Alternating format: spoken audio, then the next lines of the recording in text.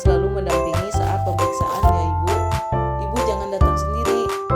Nah, terus kemudian Ibu jangan lupa juga untuk mempersiapkan dana atau tabungan untuk biaya persalinan. Yang lainnya memang sekarang persalinan itu bisa pakai BPJS ya Bu, tapi kita juga harus menyiapkan dana. Siapa tahu nanti dana tersebut akan digunakan atau diperlukan ya Ibu. Ibu juga harus merencanakan agar melahirkan di klinik atau memang Ibu ingin melahirkan di dokter. Berarti Ibu sudah merencanakan ingin melahirkan di rumah sakit mana. Kemudian jangan lupa menyiapkan berkas-berkas, siapkan KTP, kartu keluarga, dan keperluan lainnya ya Bu, untuk Ibu dan bayi yang akan dilahirkan. Kemudian Ibu siapkan untuk berjaga-jaga ya Ibu ya. Siapa tahu nanti terjadi hal-hal yang tidak diinginkan seperti pendarahan atau hal-hal yang gawat darurat lainnya. Jadi Ibu sudah memiliki calon pendonor darah untuk Ibu. Pastikan golongan darahnya sudah sama dan cocok dengan Ibu ya Bu. Karena jika mengandalkan PMI, terkadang darah-darah di PMI itu sering kosong. Jadi kita harus memiliki persiapan sendiri. Kemudian untuk suami, keluarga, atau kerabat-kerabat terdekat, untuk mempersiapkan persalinan, ibu hamil yang hendak bersalin wajib mengisi dan menyiapkan hal-hal yang diperlukan seperti yang tertera pada lembar berikut ini. Pertama, mengisi nama lengkap ibu, garis miring nama suaminya, lalu mengisi nama lengkap dan rencana tempat bersalin, bulan berapa, tahun berapa.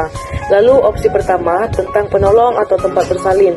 Contohnya, opsi 1, bidan A, klinik A atau puskesmas A untuk tingkat pertama persalinan normal. Garis miring rencana rujukan ketika mengalami komplikasi kegawat daruratan, misalnya ke rumah sakit A atau ke rumah sakit B. Untuk opsi kedua, sama seperti pertama, diisi bidan A atau bidan B, sakit A atau rumah sakit B.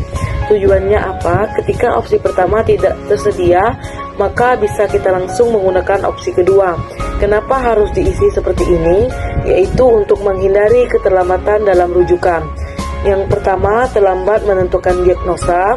Yang kedua, terlambat mengambil keputusan. Yang ketiga, terlambat rujukan. Tapi kalau kita mengisi buku KIA ini, kita tidak perlu lagi membuang-buang waktu untuk rundingan rumah sakit mana yang dituju jika mengalami komplikasi atau kegawat daruratan. Lalu yang kedua, ada dana persalinan. Nah, ini juga nggak kalah penting ya. Dana persalinan itu mau pakai apa? Ada beberapa opsi. Yang pertama, dana pribadi.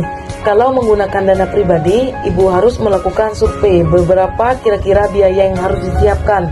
Yang kedua, dana jaminan kesehatan. Ada dua bentuk. Yang pertama dari pemerintah dan yang kedua dari swasta. Kalau dari pemerintah, itu kita kenal dengan nama BPJS atau Badan Penyelenggaraan Jaminan Kesehatan. Jika ibu peserta BPJS, maka pastikan kartu ibu aktif ya. Jadi entah itu BPJS Mandiri atau BPJS dari pemerintah, pastikan kartunya aktif sebelum persalinan tiba. Lengkapi juga persyaratan-persyaratan yang lainnya seperti identitas diri, yaitu fotokopi KTP dan fotokopi KK. Lalu yang ketiga ada yang namanya jaminan dari swasta atau asuransi swasta.